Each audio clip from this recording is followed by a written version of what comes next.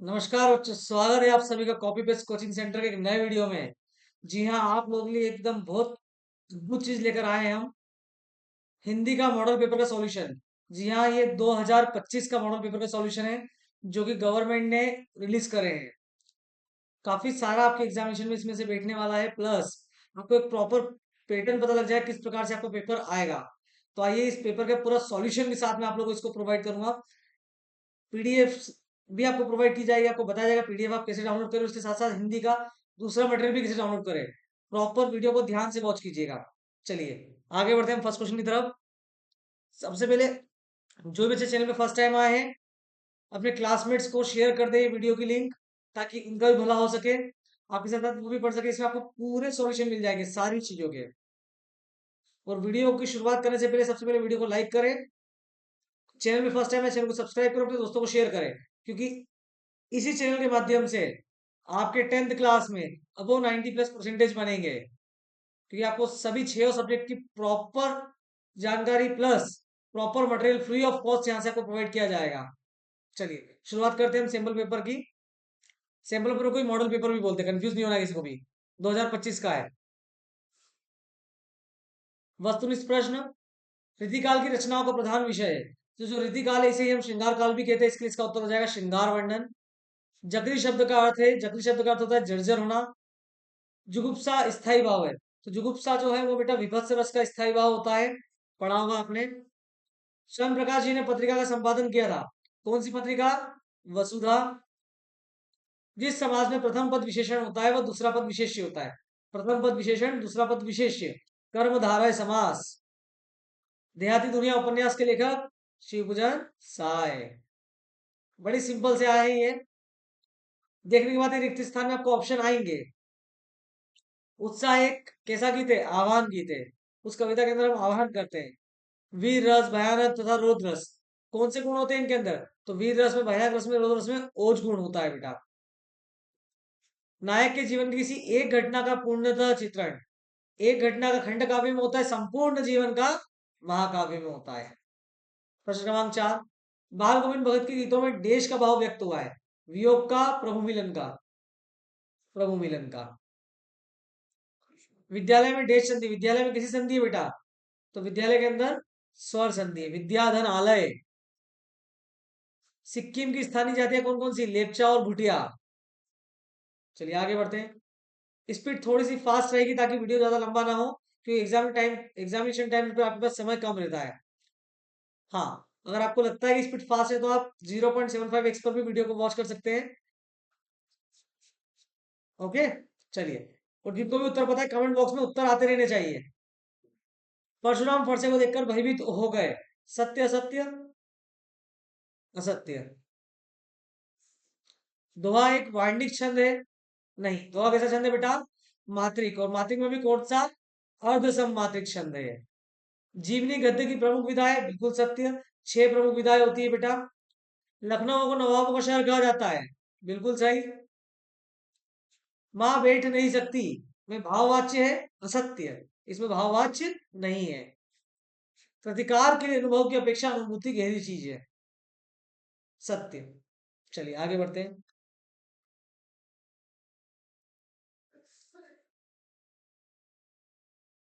युग धारा किसके द्वारा लिखी गई है? नागार्जुन जी के द्वारा। उत्तान का मतलब होता है पीठ के बल लेटना। मनु भंडारी की माँ बहुत सहनशील थी। सुदामा चरित्र एक खंड काव्य है जो कि सूरदास जी के द्वारा लिखा गया है। शब्द शक्ति के कितने भेद होते हैं? 3 भेद होते हैं। नाम क्या है?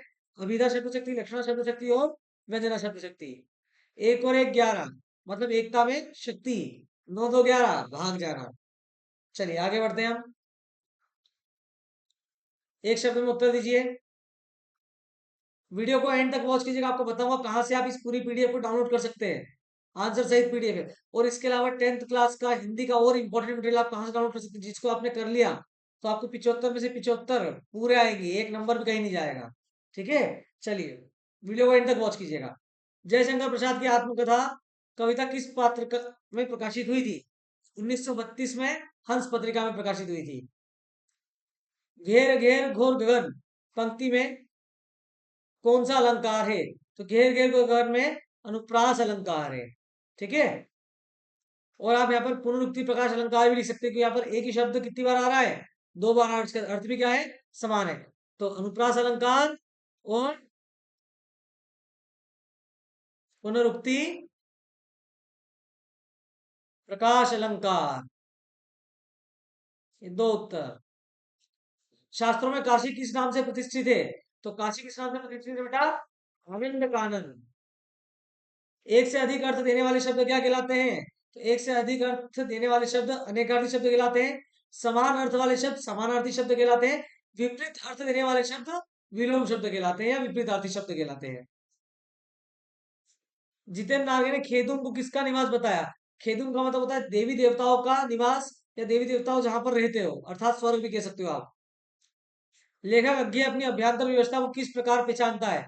तो जो लेखक अज्ञे है वो अपनी व्यवस्था को बेटा लिखकर पहचानते हैं। चलिए प्रश्न क्रमांक 6 से हम शुरुआत करते हैं। वीडियो को लाइक जरूर करें और अपने दोस्तों के साथ शेयर जरूर करें। बहुत ही इंपॉर्टेंट वीडियो और इसमें से कई सारे प्रश्न आपको एग्जामिनेशन में बैठने वाले हैं। रीतिकालीन कोई 2 कवियों के नाम और उनकी की रचना लिखिए। सबसे पहले जो रीतिकालीन था उसमें उसको हम श्रृंगार काल भी कहते हैं बेटा। रीतिकाल की 2 प्रमुख कवि के नाम है कवि भूषण और चिंतामणि जी। इनका शिवराज भूषण और शिव बावनी की रचना है। चिंतामणि जी की कविकुल कल्पतरु और रसविलास। नई कविता की कोई 2 विशेषता और प्रवृत्तियां लिखनी है हमको। तो नई कविता के अंदर बेटा क्षणवाद को विशेष महत्व दिया गया है और नई कविता के अंदर नए प्रतीक व नए उपमानों को ढूंढा गया है व नए बिंबों को प्रधानता दी गई है। ये प्रश्न मोस्ट इंपॉर्टेंट। तुलसीदास जी अथवा सूर्यकांत त्रिपाठी निराला की काव्यगत विशेषता है। किस चीज के आधार पर? 2 रचनाएं, भाव पक्ष और कला पक्ष। देखो कितना आसान है। रचनाएं रामचरितमानस, कवितावली, विनय पत्रिका। कोई सी भी 2 लिख सकते हो। रामचरितमानस तो हर एक बच्चे को याद रहती, विनय पत्रिका को याद रखना है क्योंकि ऑब्जेक्टिव में कई बार पूछता है। भाव पक्ष की अगर हम बात करें तो जो तुलसीदास जी थे उनकी रचना कैसी थी बेटा? दास्य भक्ति की थी। दास्य मतलब वो अपने आप को प्रभु श्री राम का दास मानते थे। ठीक है, भक्त थे वो प्रभु श्री राम के। भावनाओं में संतुलन और सात्विकता की प्रधानता। उनका उद्देश्य समाज को धार्मिक और नैतिक शिक्षा देना था। जिसकी आज हम रामायण पढ़ते हैं, धर्म से जुड़ते हैं, नैतिक शिक्षा प्राप्त होती है। कला पक्ष की बात करें तो तुलसीदास जी की भाषा कैसी थी बेटा? ब्रज भाषा और अवधी भाषा थी। फटाफट कमेंट बॉक्स में लिखकर बताएं अवधी भाषा कौन से राज्य में भारत के बोली जाती है आज भी? भारत के कौन से राज्य में अवधी भाषा बोली जाती है? उत्तर प्रश्न भी है, कमेंट बॉक्स में फटाफट इसका आंसर आना चाहिए। हिंट के लिए बता देता हूं, जहां पर अभी महाकुंभ लगा है और जहां पर गलत कार्य करने पर बुलडोजर से घर तोड़ दिया जाता है। तब तक तो समझ में आ गया होगा। ठीक है, दोहा, चौपाई, सवैया, हर गीति का छंद का इन्होंने विशेष प्रयोग करा है। और साहित्य में स्थान की बात करें तो तुलसीदास जी का साहित्य में विशिष्ट स्थान है बेटा। चलिए आगे बढ़ते हैं।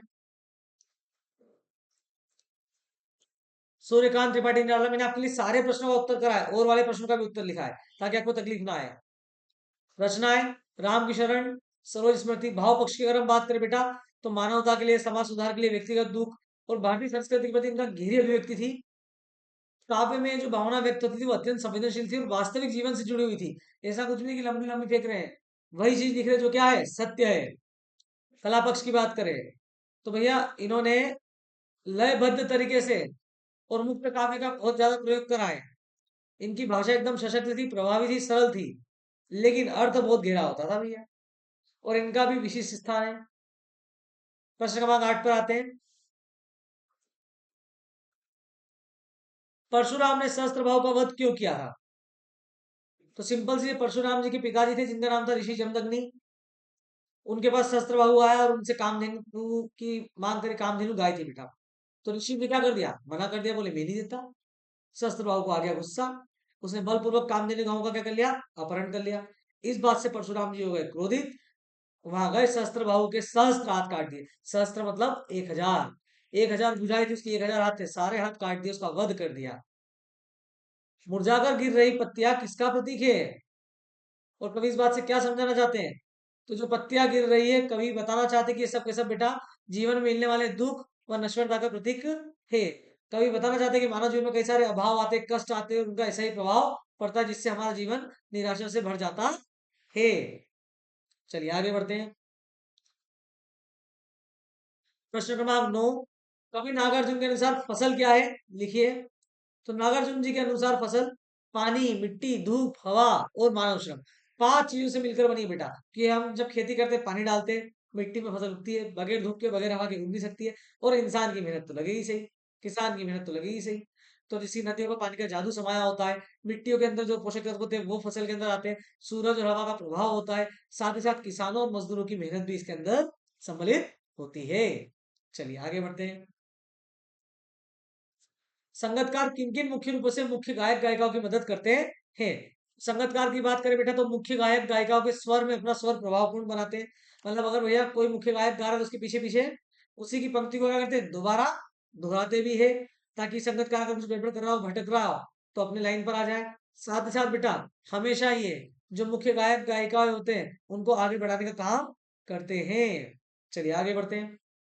प्रबंध काव्य किसे कहते हैं, उनके प्रकार के नाम लिखिए। तो प्रबंध काव्य वह काव्य है जिसे काव्यात्मक रूप में कोई कथा या गाथा का वर्णन किया जाता है। प्रबंध काव्य दो भेद होते हैं। पहला भेद महाकाव्य, दूसरा खंड काव्य। महाकाव्य वह होता है जिसके अंदर पूरे जीवन का अंकन होता है। खंड काव्य वो होता है जिसमें जीवन के किसी एक हिस्से का अंकन होता है। चलिए आगे बढ़ते हैं। माधुर्य गुण की परिभाषा लिखिए। देखो नाम से ही क्लियर है, माधुर्य जहाँ मिठास, सौम्यता, कोमलता हो। यह किसी रचना भाषा शैली में कोमलता, सुकर्मता है और मधुरता का गुण है, जो पाठक या श्रोता के हृदय को आह्लादित कर देता है। उदाहरण, कान्हा की बंसी की धुनी। जब जब कृष्ण जी की बंसी की धुनी को सुनते हो, कैसे मधुर शांति आती, सुंदरता का एहसास होता है। चलिए आगे बढ़ते, प्रश्न क्रमांक 11। चौपाई छंद के लक्षण उदाहरण सहित लिखिए। तो चौपाई छंद में यहां पर गलत हो गया बेटा, दो नहीं, यहां पर क्या आएगा बेटा, 4। चौपाई छंद में 4 चरण होते हैं। प्रत्येक चरण में 16-16 मात्राएं होती है। यह छंद सम और विभक्त दोनों प्रकार के होते हैं। उदाहरण के तौर पे, श्री रामचंद्र कृपाल भज मन हरण भव भय दारुणम नव कंज लोचन कंज मुख कर कंज पद कंजारुणम। जय श्री राम कमेंट बॉक्स में लिखिए एक बार फटाफट। चलिए, पुनरुक्ति प्रकाश अलंकार, जहां पर एक ही शब्द समान अर्थ में एक से अधिक बार आता हो। जहां एक ही शब्द की आवृत्ति एक से अधिक बार होती है, वो अर्थ समान होता है, उसे हम पुनरुक्ति प्रकाश अलंकार कहते हैं। पुनि पुनि मुनि उक सही अकुलाही, इसके अंदर पुनि पुनि एक ही शब्द 2 बार आ रहा है और दोनों बार अर्थ क्या है, समान है। चलिए आगे बढ़ते हैं। कहानी और उपन्यास में कोई दो अंतर लिखना है। कहानी लघु आकार की होती, छोटी होती है, उपन्यास बड़ा होता है। कहानी में जीवन के किसी एक अंश का चित्रण होता है, उपन्यास में विशद चित्रण होता है, बड़ा चित्रण होता है। कहानी में कम पात्र होते हैं, उपन्यास में अधिक पात्र होते हैं।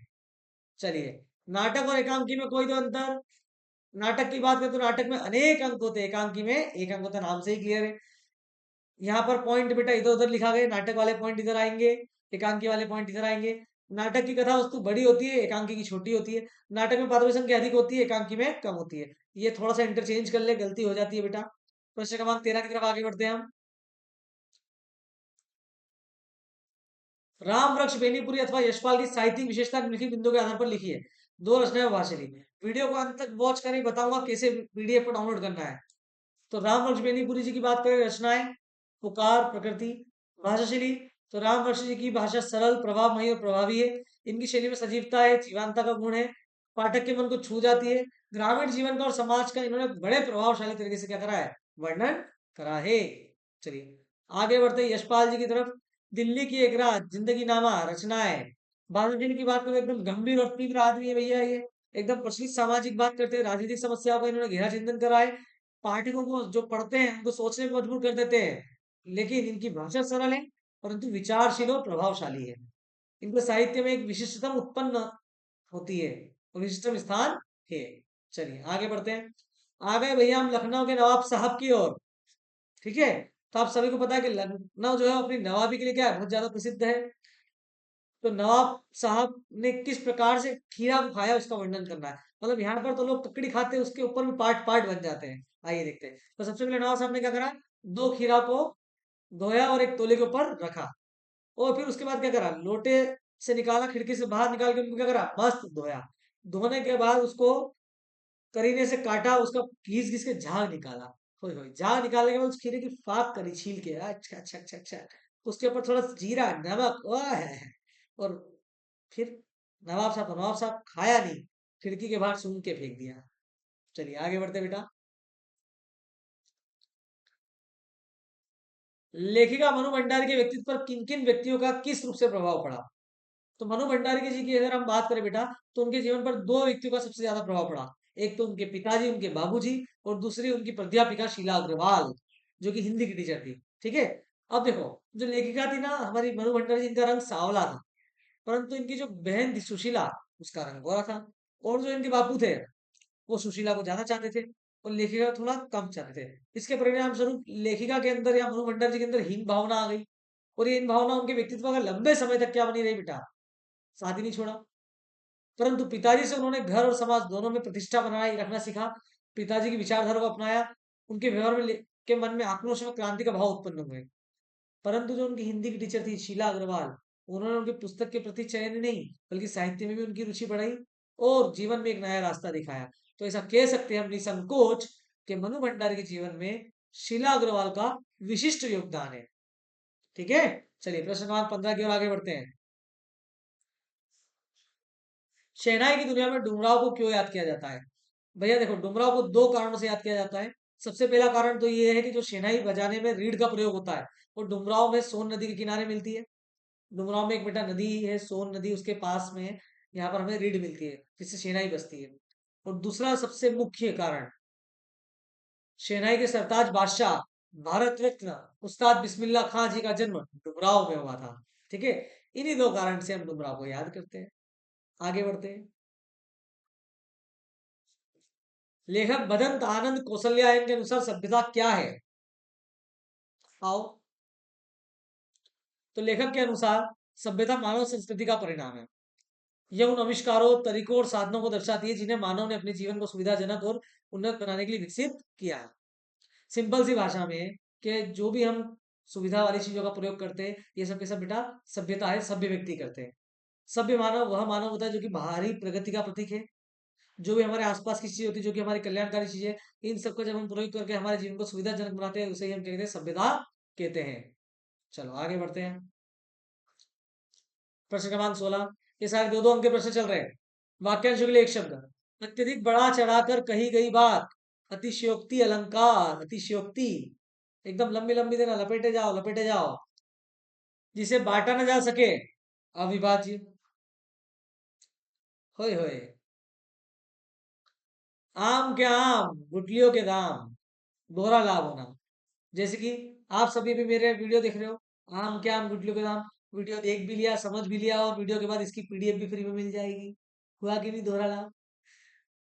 तो यहाँ पर इसका प्रयोग, रमेश ने पुराना मकान बहुत सस्ते दामों में खरीदा, और उसी मकान की ईंटों से नया घर भी बनवा लिया, यानी आम के आम गुठलियों के दाम। अगला, ऊंट के मुंह में जीरा, अर्थात जरूरत से कम चीज मिलना। ठीक है। जैसे कि पहलवान के लिए दो पराठे तो ऊंट के मुंह में जीरा है, या कोई पहलवान है तो उसको तो खाना पीना चाहिए ना। चलिए प्रश्न क्रमांक 17। ये लास्ट प्रश्न है, दो अंकों का बेटा। इसके बाद से 3 अंक के प्रश्न प्रारंभ हो जाएंगे। तो अंतिम प्रश्न 2 अंक का करके कंप्लीट करते हैं। कभी श्वेत तो कभी रंगीन पताकाओं का लगना किन किन अलग अवसरों की ओर संकेत करता है? तो देखो भैया, जो सफेद पताका होती है वो दो स्थिति में लगाई जाती है। एक तो बुद्धिस्ट व्यक्ति की जब भी मृत्यु हो जाती है, तो उस वक्त हम सफेद पताका लगाते हैं। सफेद श्वेत का मतलब होता है, सफेद पताका का मतलब होता है झंडे। उसकी आत्मा की शांति के लिए शहर से दूर 108 श्वेत पताकाएं फहरा दी जाती है। लेकिन रंगीन पताकाएं कब फहराई जाएगी? रंगीन पताकाएं तभी फहराई जाएगी जब हम किसी भी नए कार्य की शुरुआत करते हैं। और कभी भी इनको हम उतारते नहीं है, ये अपने आप क्या हो जाती है, नष्ट हो जाती है। चलिए अगला प्रश्न। लेखक अज्ञे के अनुसार प्रत्यक्ष अनुभव की अपेक्षा अनुभूति उनके लेखन में कहीं अधिक मदद करती है। इसका क्या कारण है? तो लेखक की मान्यता है कि सच्चा लेखन भीतरी व्यवस्था से पैदा होता है, अंदर से पैदा होता है, लिखकर पैदा होता है। ठीक है। ये कई बार ऑब्जेक्टिव में आता है कि लेखक के भीतरी व्यवस्था कैसे निकलती है, लिखकर। यह व्यवस्था मन के अंदर से उपजी अनुभूति से जागती है, बाहर की घटनाओं से नहीं जागती है। क्लियर हुआ? तो लेखक के लिए अनुभव की उपेक्षा अनुभूति लेखन में क्या करती है बेटा, और ज्यादा मदद करती है। यहां से आपके 3 अंक के प्रश्न प्रारंभ होते हैं, 3 मार्क्स।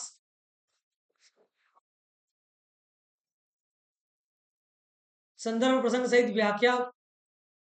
मन की मन ही मांझ रही, कहिए जाई कौन पे उद्दो नाही परत कही। तो मन से लेके लही तक का है।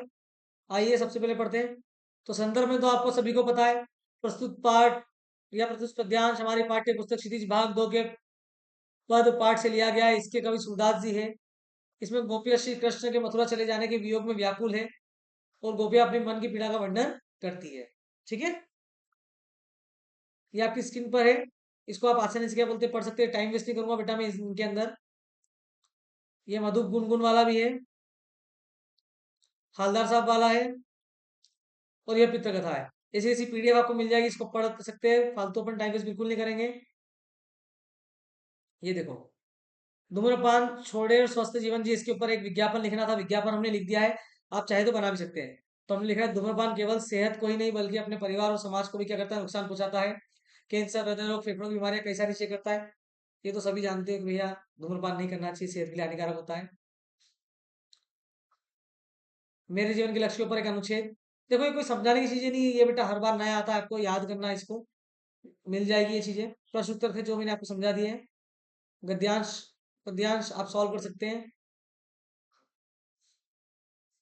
अपठित गद्यांश इसी को पढ़कर लिखना है। फालतू में वीडियो को आपको लंबा नहीं करूंगा। खेल सामग्री के ऊपर पत्र का फॉर्मेट ध्यान रखें, जो भी पत्र आप लिखे बेटा सारी चीजें आपकी लेफ्ट साइड आएगी। सारी चीज किधर आएगी, लेफ्ट साइड आएगी। सेवा में प्रधानाचार्य गैप नहीं देना है। श्री राम विद्यालय, आप अपने विद्यालय का नाम लिखिए, भोपाल मध्य प्रदेश। खेल सामग्री उपलब्ध कराने हेतु अनुरोध। महोदय, निवेदन है कि हमारे विद्यालय में खेल सामग्री की अत्यधिक कमी है। छात्र छात्राएं खेलकूद की गतिविधियों में रुचि रखते हैं, पढ़ाई लिखाई में तो न्यू भी छात्र रुचि नहीं रखते हैं, और उनके अंदर कई सारी प्रतिभा है।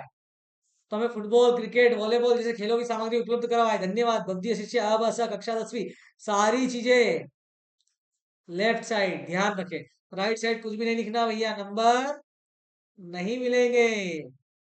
ठीक है, और सही बच्चों से निवेदन है कि आप 3 से 4 पत्र याद कर ले, आपका काम हो जाएगा। 3 से 4 पत्र याद कर ले। कौन से वाले, सिर्फ और सिर्फ औपचारिक पत्र। 2 प्रकार के होते हैं। औपचारिक पत्र लिखना आसान होता है। औपचारिक पत्र में कौन कौन से याद कर सकते हैं, मोहल्ले में सफाई कराने हेतु कलेक्टर को पत्र, लाउड स्पीकर या फिर ध्वनि विस्तारक यंत्र बंद कराने हेतु आवेदन पत्र। ये 3 पत्र में आपका काम हो जाएगा। ठीक है, चलिए आगे बढ़ते हैं। निबंध, बेटा मैंने आपके लिए 3-4 निबंध इसमें लिख के दिए हैं। तीनों चारों में से जो आपको पसंद हो आप याद कर सकते हैं, परंतु मेजर रूप से आपको ये 2-3 निबंध याद रखने हैं।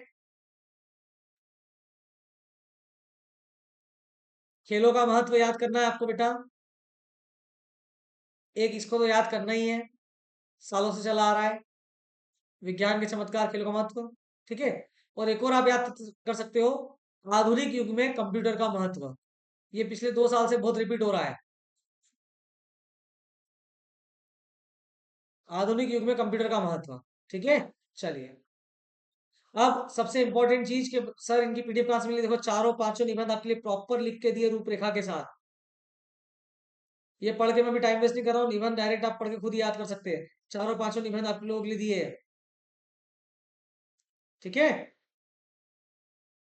तो अब वीडियो के डिस्क्रिप्शन में कॉपी पेस्ट के मोबाइल एप्लीकेशन है बेटा, मोबाइल ऐप है, प्ले स्टोर से डाउनलोड हो जाएगा। जैसे ही आप इसको डाउनलोड करेंगे, यहाँ से स्कैन भी कर सकते हैं। डाउनलोड करने के बाद आपको जाना है फ्री मटेरियल में, वहां पर आपको मिल जाएंगे मॉडल पेपर सॉल्यूशन